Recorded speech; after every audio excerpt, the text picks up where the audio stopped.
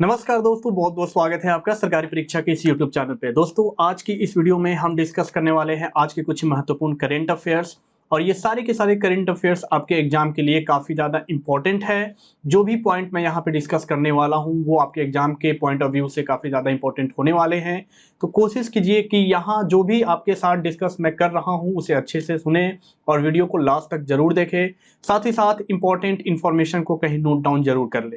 तो दोस्तों, बिना देर किए इस वीडियो को आगे बढ़ाते हैं और देखते हैं हमारे आज के महत्वपूर्ण करंट अफेयर्स।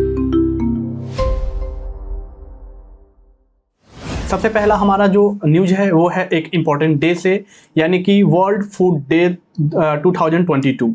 यानी कि ये जो दिन है ये काफ़ी इम्पॉर्टेंट है और ये पूरे विश्व में मनाया जाता है।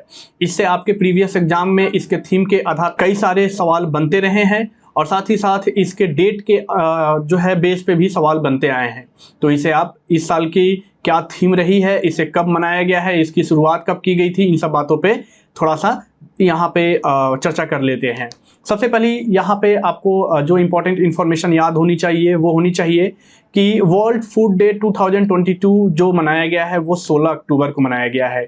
यानी हर साल 16 अक्टूबर को वर्ल्ड फूड डे पूरे विश्व में मनाया जाता है। और इसे मनाने के पीछे का कारण यही है ताकि दुनिया में कोई भी भूखा ना सोए या कोई भी जो फूड मटेरियल्स है उसकी वेस्टिंग ना करे, उसके प्रति जागरूक करने के लिए ये वर्ल्ड फूड डे मनाया जाता है। यानी हमारे विश्व नहीं, हमारे भारत की अगर बात कर ले तो अभी भारत की जो है वर्ल्ड हंगर इंडेक्स में जो रैंकिंग दी गई है वो काफ़ी जो है सही नहीं है। इसमें जो है ये बताया गया है कि भारत में आज भी बहुत सारे लोग ऐसे हैं जो भूखे सोते हैं, यानी कि उनको फूड प्रोवाइड नहीं हो पाता है। तो हमें फूड की अहमियत समझनी होगी, हमें कोई भी फूड को वेस्ट नहीं करना चाहिए। इन सब बातों को अवेयर करने के लिए ही वर्ल्ड फूड डे मनाया जाता है।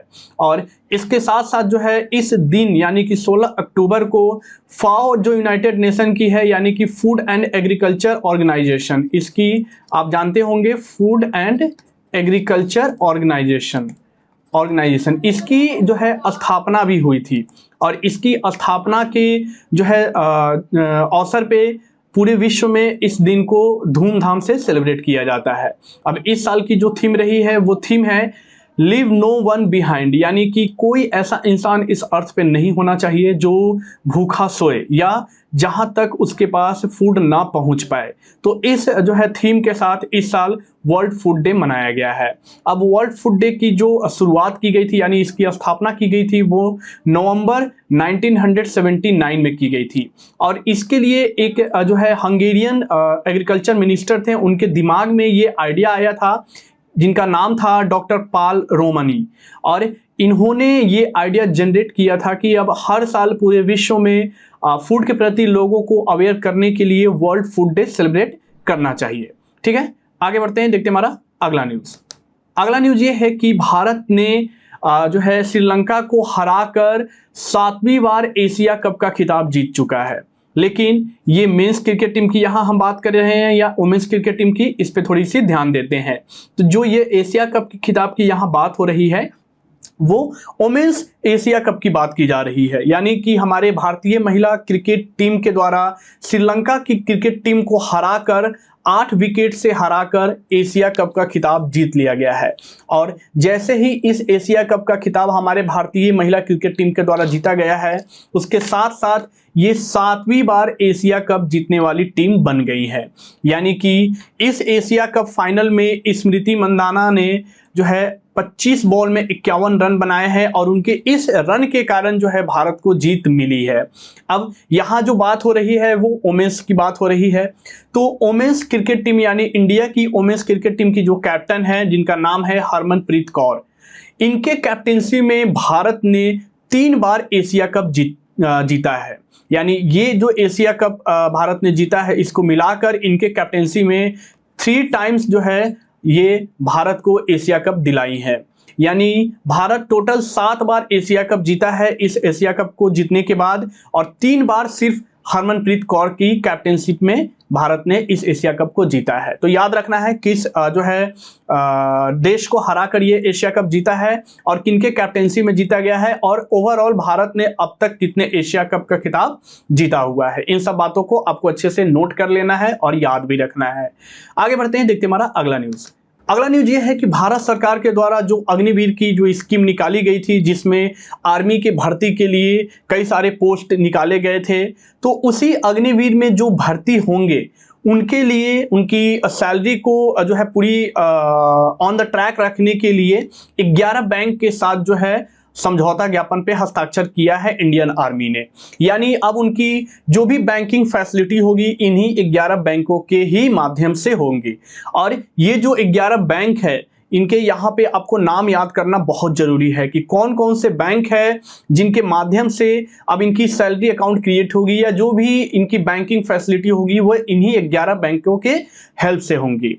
यानी अभी आपने जो है अग्निवीर स्कीम के तहत कई सारे पोस्ट को जो है यहाँ पे अप्लाई किया गया था, उसके एग्जाम भी कंडक्ट कराए गए हैं, तो उसी को लेकर यानी जो उसमें भर्ती होंगे तो उनको सैलरी प्रोवाइड किया जाएगा पर मंथ, और उनकी सैलरी प्रोवाइड करने के लिए किसी न किसी बैंक से उनकी जो है एग्रीमेंट होनी होगी। तो इनमें से 11 बैंक को चुना गया है। वो 11 बैंक पब्लिक सेक्टर बैंक भी है और प्राइवेट सेक्टर बैंक भी है। अब यहाँ पे 11 बैंक के मैं आपको नाम बता रहा हूँ, इसे आप अच्छे से और ध्यान से सुनिएगा। 11 बैंकों में स्टेट बैंक ऑफ इंडिया है, पीएनबी यानी कि पंजाब नेशनल बैंक है, बैंक ऑफ बड़ौदा है, आईडीबीआई है, आईसीआईसीआई बैंक है और एचडीएफसी बैंक है। साथ ही Axis bank, yes bank, Kotak Mahindra bank, IDFC first bank और बंधन बैंक। यानी कि यहाँ जो आपको बैंक दिख रहे हैं वो सिर्फ प्राइवेट ही नहीं, पब्लिक ही नहीं, बल्कि माइक्रो फाइनेंस बैंक भी इंक्लूड किए गए हैं। तो इसे आप ध्यान रखिएगा कि इन्हीं बैंकों की मदद से अब जितने भी अग्निवीर होंगे उनके जो है बैंकिंग फैसिलिटी उन्हें प्रोवाइड की जाएगी। अब इसमें जो है अग्निवीर की तो पर मंथ सैलरी यहाँ पे फिक्स की गई है कि 1 ईयर तक उनकी सैलरी ये रहने वाली है, 2nd ईयर तक उनकी सैलरी ये होने वाली है। यानी 4 सालों के लिए उनकी अपॉइंटमेंट की गई है। और जब वो 4 साल बाद रिटायर्ड होते हैं तो रिटायर्ड के तौर पे उन्हें 11.71 लाख रुपये जो है उन्हें प्रोवाइड की जाएगी सेवानिधि पैकेज के तौर पे। और ये सेवानिधि मतलब उन्होंने जो आर्मी में सेवा दी है उनके तौर पे उन्हें जो ये पैकेज प्रोवाइड की जाएगी 11.71 लाख की। और ये जो पैकेज प्रोवाइड की जाएगी इसमें इनकम टैक्स वगैरह की डिडक्शन नहीं होगी, ये भारत सरकार के द्वारा पहले से ही अनाउंस कर दिया गया है। तो ये बहुत जरूरी है। और ये जो सेवा निधि है ये भी आपको याद रखने की जरूरत है कि कितने अमाउंट की सेवा निधि जो है भारत सरकार की तरफ उन्हें उनके रिटायरमेंट पे प्रदान किए जाएंगे। आगे बढ़ते हैं, देखते हैं हमारा अगला न्यूज। अगला न्यूज है कि भारत की पहली एल्युमिनियम मालगाड़ी जो है उसकी जो है उद्घाटन की गई है, उसको हरी झंडी दिखाई गई है, किस स्टेशन से दिखाया गया है और इसका उद्घाटन किसके द्वारा किया गया है, इन बातों पे चर्चा करते हैं। अभी तक जो आप मालगाड़ी देख रहे होंगे वो आयरन से जो है बने मटेरियल के मालगाड़ी होते थे, लेकिन आप यहाँ अगर फिगर में देखें, इमेज में देखें तो आपको यहाँ पे एल्युमिनियम के मालगाड़ी दिखाई दे रहे होंगे। इसका मतलब यही है कि ये भारत की पहली जो है रेल जो है रेक है जो कि एल्युमिनियम की बनाई गई है। और इसे जो नाम दिया गया है वो नाम दिया गया है 61 BOBRNALHS-M1। और इस एल्युमिनियम जो मालगाड़ी की उद्घाटन की गई है वो हमारे देश के रेलवे मिनिस्टर जिनका नाम है अश्वनी वैष्णव उनके द्वारा की गई है। और किस स्टेशन पे की गई है तो भुवनेश्वर रेलवे स्टेशन पे इसकी उद्घाटन की गई है। और वहां से हरी झंडी दिखाई गई है, यानी भुवनेश्वर रेलवे स्टेशन से हरी झंडी दिखाई गई है। और इसे कहां के लिए रवाना किया गया है तो बिलासपुर रेलवे स्टेशन के लिए इसे रवाना कर दिया गया है।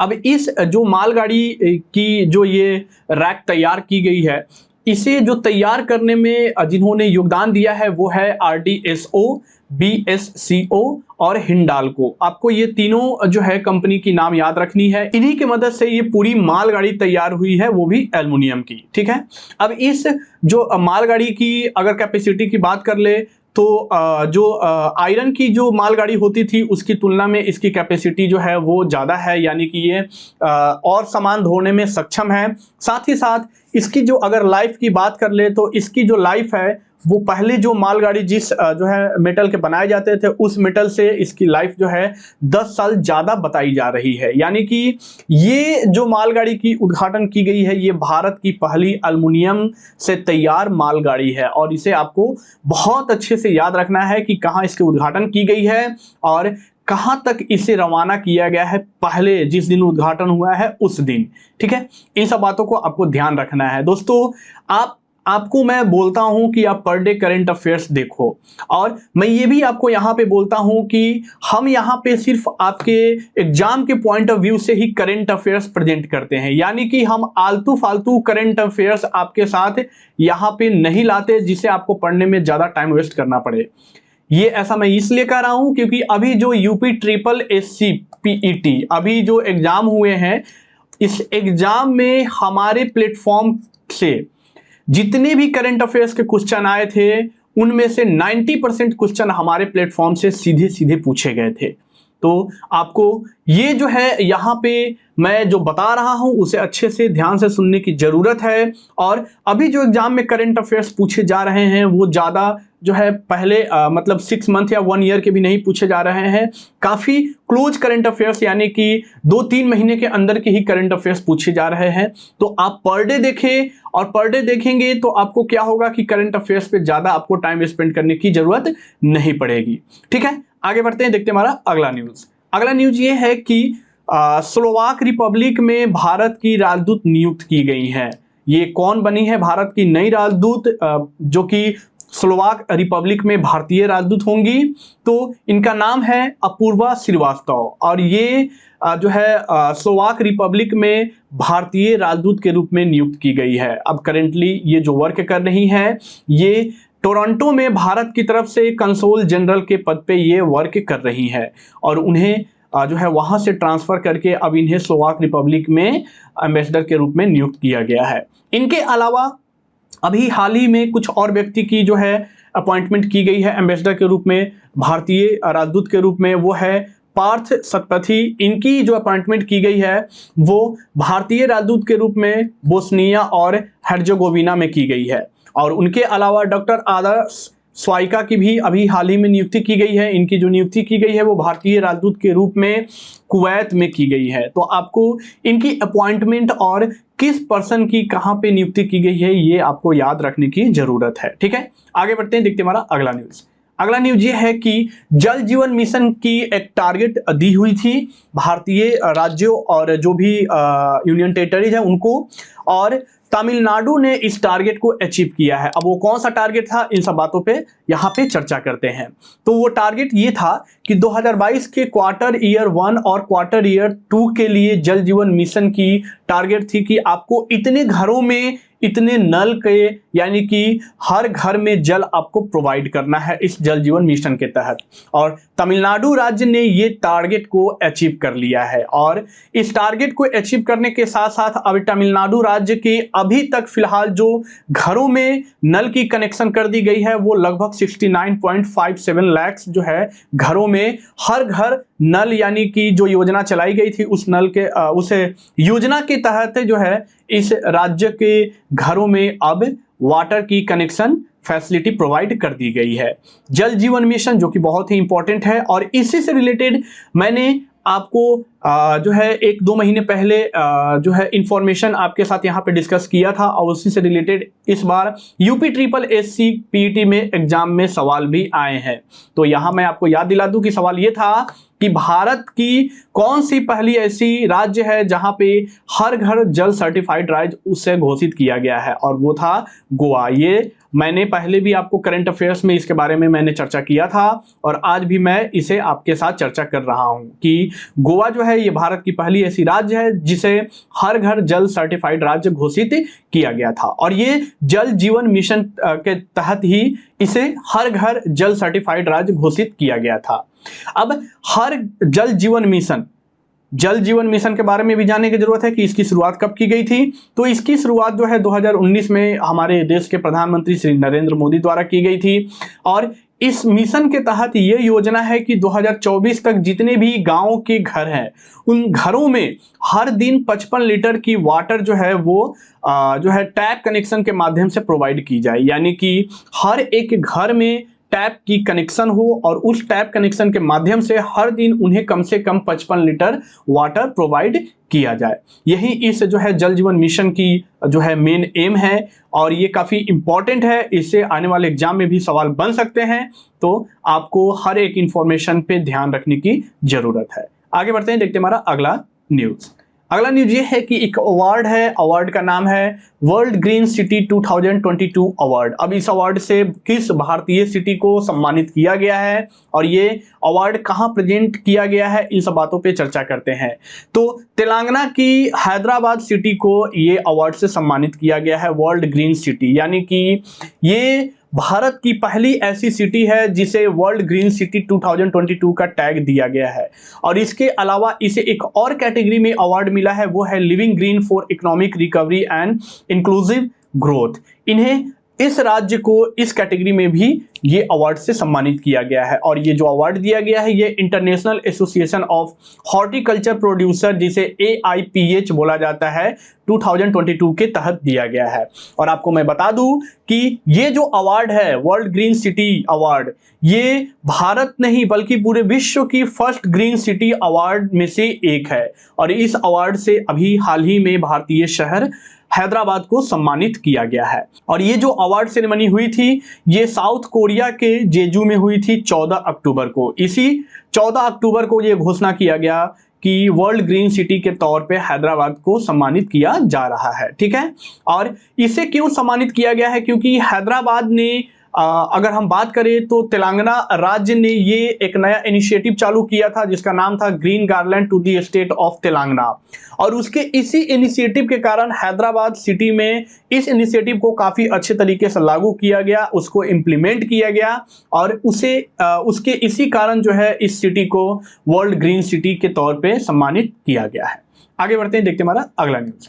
अगला न्यूज ये है कि भारत की पहली केबल कम सस्पेंशन ब्रिज को भारत सरकार की तरफ से अप्रूवल मिल गई है, यानी कि ये भारत की पहली ऐसी ब्रिज होगी जो कि केबल कम सस्पेंशन ब्रिज होगी। और ये जो ब्रिज की जो अप्रूवल मिली है ये किस नदी पे मिली है, कहाँ मिली है, इन सब बातों पे चर्चा करते हैं। तो सबसे पहले जानते हैं कि इस ब्रिज की जो अप्रूवल मिली है वो कृष्णा रिवर पे मिली है। और ये जो ब्रिज है ये कृष्णा रिवर को जो है ऊपर बनाई जाएगी जो कि तेलंगाना और आंध्र प्रदेश को कनेक्ट करेगी।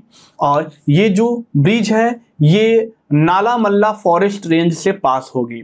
और इस ब्रिज के निर्माण से अभी तो इसकी अप्रूवल दी गई है, अभी इसकी जब ब्रिज ये बन जाएगी तो इस ब्रिज के निर्माण से जो है हैदराबाद और तिरुपति के बीच में 80 किलोमीटर की डिस्टेंस जो है वो कम हो जाएगी। यानी ये ब्रिज काफ़ी इंपॉर्टेंट ब्रिज है और ये भारत की पहली केबल कम सस्पेंशन ब्रिज भी है। ये आपको याद रखना है कि केबल कम सस्पेंशन, यानी ये ब्रिज ऐसा है जो कि एक सस्पेंशन ब्रिज भी है और केबल ब्रिज भी है, ठीक है। अब जब ये ब्रिज पूरी तरह तैयार हो जाएगी तब ये दुनिया की दूसरी और भारत की पहली इस तरह की ब्रिज होगी। और इस ब्रिज को निर्माण करने में जो टोटल धनराशि आवंटित किए गए हैं वो किए गए हैं 1082.56 करोड़। इतने रुपए की धनराशि इस ब्रिज को निर्माण करने के लिए आवंटित भारत सरकार की तरफ से कर दिए गए हैं। आगे बढ़ते हैं, देखते हैं हमारा अगला न्यूज। अगला न्यूज ये है कि इंटरपोल की जो 19th जनरल असेंबली की जो घोषणा की गई है वो कहाँ की गई है, यानी कि इसकी जो 19th जनरल असेंबली जो होनी है, ये जो समिट होनी है ये कहाँ होनी है इस बार और कब से कब तक चलेगी, और ये जो समिट की इंपॉर्टेंस क्या है इस बात पे थोड़ा सा चर्चा कर लेते हैं। तो सबसे पहले जानते हैं कि इस साल जो इंटरपोल की 19th जनरल असेंबली की जो समिट का आयोजन किया जा रहा है वो भारत के नई दिल्ली में 18 अक्टूबर यानी कि आज से शुरू हो रहा है और 21 अक्टूबर तक ये समिट चलने वाली है। और ये जो समिट का आयोजन भारत में किया जा रहा है ये 25 सालों के बाद जो है इस समिट का आयोजन भारत में किया जा रहा है। लास्ट जो ये समिट का आयोजन किया गया था वो 1997 में किया गया था। यानी कि ये जो समिट का आयोजन किया जा रहा है ये इंटरपोल के जितने भी देश है इस समिट में पार्टिसिपेट करेंगे और जो प्रशासन को दुरुस्त करने के जो भी कार्य होंगे उन बातों पे ये चर्चा करेंगे। और आपको ये जरूर पता होगा कि इंटरपोल में 195 मेंबर अभी जो है इसमें शामिल है, और इस समिट का जो आयोजन किया जाता है वो साल में एक बार किया जाता है, और हर एक कंट्री में इस समिट का आयोजन किया जाता है। अब जो भी इंटरपोल के जो कंट्री हिस्सा है उन्हीं कंट्री में इस समिट का आयोजन किया जाता है। अब ये विश्व की पहली इंटरनेशनल पुलिस ऑर्गेनाइजेशन है। इंटरपोल क्या है? विश्व की पहली पुलिस जो है संस्था है, यानी कि ये एक इंटरनेशनल पुलिस ऑर्गेनाइजेशन है। और इसकी जो फॉर्मेशन की गई थी वो 1923 में की गई थी, और जिस समय इसकी फॉर्मेशन की गई थी उस समय इसे इंटरनेशनल क्रिमिनल पुलिस कमीशन के नाम से जाना जाता था। और उसके बाद जो है 1956 में ये इंटरनेशनल क्रिमिनल पुलिस कमीशन का नाम बदल के कर दिया गया इंटरपोल। तो यहाँ डेट दो है, एक है 1923 और एक है 1956। तो 1923 में इसकी स्थापना की गई थी लेकिन दूसरे नाम से, और 1956 में इसके नाम बदलकर क्या कर दिए गए? इंटरपोल कर दिए गए। और भारत जो इंटरपोल का हिस्सा है वो 1949 से है, यानी शुरुआती दौर से ही भारत इस इंटरपोल का हिस्सा रहा है। अब दोस्तों, जितने भी करंट अफेयर्स जो मैंने आपके साथ आज डिस्कस किए हैं वो सारे के सारे तो इंपॉर्टेंट हैं ही। अगर आपने हमारी पिछली करंट अफेयर्स की वीडियो नहीं देखी है तो आप इस चैनल में जाएं, और इस चैनल के प्लेलिस्ट में जाकर आप हर रोज की करंट अफेयर्स की वीडियो जरूर देखें। ठीक है दोस्तों, आगे बढ़ते हैं, देखते हैं हमारा अगला न्यूज। अगला न्यूज ये है कि अब जो भारत में एमबीबीएस की पढ़ाई होगी वो हिंदी में होगी, यानी कि पहली बार भारत में एमबीबीएस के कोर्स जो है वो हिंदी में लॉन्च किए गए हैं। और इस एमबीबीएस कोर्स को हिंदी में लॉन्च करने वाला पहला भारतीय जो राज्य बना है वो बना है मध्य प्रदेश। और इसकी जो अनाउंसमेंट की गई है वो हमारे देश के union home minister Amit Shah के द्वारा की गई है। यानी कि अभी तक जो आप एमबीबीएस की पढ़ाई सुनते आ रहे थे उसमें जो कोर्स होते थे वो सारे के सारे इंग्लिश मीडियम में होते थे, लेकिन अब अमित शाह ने ये अनाउंस किया है कि मध्य प्रदेश भारत का पहला ऐसा राज्य होगा जहां पे एमबीबीएस की पढ़ाई अब हिंदी लैंग्वेज में की जाएगी। और इसके लिए इन्होंने 3 टेक्स्ट बुक जो कि पूरी तरह हिंदी में लिखे हुए हैं एमबीबीएस से रिलेटेड, उनको इन्होंने उद्घाटन भी किया। और ये टेक्स्ट बुक है मेडिकल बायोकेमिस्ट्री, एनाटॉमी और मेडिकल फिजियोलॉजी। इन तीनों बुकों को हिंदी में हमारे देश के गृह मंत्री अमित शाह के द्वारा लॉन्च किया गया है।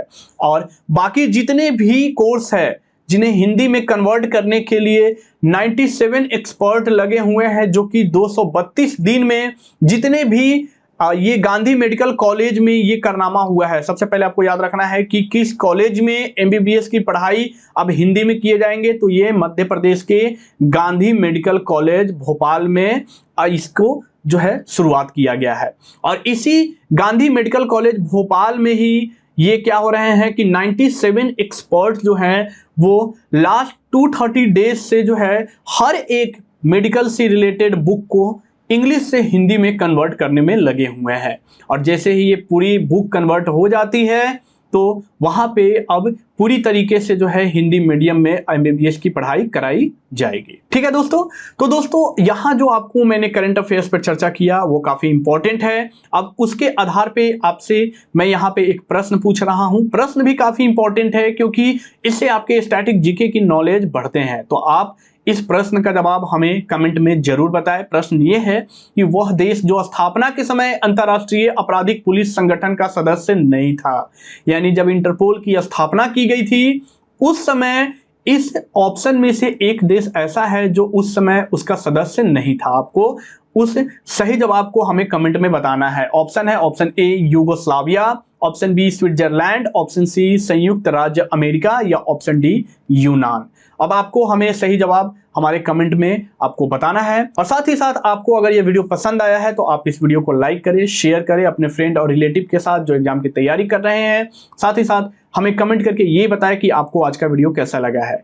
और अगर आप इस चैनल पे नए हैं तो आप इस चैनल को सब्सक्राइब करें और साथ ही साथ बेल आइकन को प्रेस कर ले ताकि नेक्स्ट वीडियोज की नोटिफिकेशन आप तक पहुंचती रहे। तो दोस्तों पढ़ते रहिए और एग्जाम की तैयारी में जोरों शोरों से लगे रहिए और हर रोज करंट अफेयर्स को मजबूत बनाते रहिए। मिलते हैं आपसे अगले वीडियो में, तब तक के लिए नमस्कार।